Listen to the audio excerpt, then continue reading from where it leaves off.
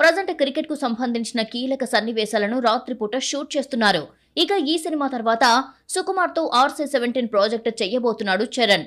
RC-16 అయిపోగానే ఈ project పట్టాలెక్కడుంది. రంగస్థలం తర్వాత రిపీట్ అవుతున్న కాంబో కావడంతో RC-17 పై ఎక్కడా లేని అంచనాలు ఉన్నాయి. అయితే ఈ సినిమా తర్వాత రామ్ చరణ్ ఎవరూ ఊహించని డైరెక్టర్ తో సినిమా చెయ్యబోతున్నాడు అనే న్యూస్ ఒకటి వైరల్ అవుతోంది.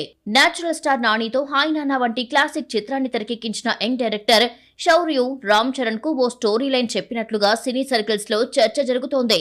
అంతేకాదు దీనికి రామ్ చరణ్ కూడా గ్రీన్ సిగ్నల్ ఇచ్చారట.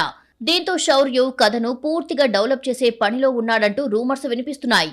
అయితే గతంలో కూడా శౌర్యుతో జూనియర్ ఎన్టీఆర్ ఓ సినిమా చెయ్యబోతున్నట్టుగా వార్తలు రాగా అవన్నీ పుకార్లేనని తేలిపోయింది. ఇక ఇప్పుడు రామ్ చరణ్ తో అంటున్నారు. ఒకవేళ ఇదే నిజమైతే చరణ్ తో ఈ యంగ్ డైరెక్టర్ ఎలాంటి సినిమా చేస్తాడు అనేది ఆసక్తికరంగా మారింది. మరి ఈ వార్తల్లో నిజమెంత అనేది చూడాలి.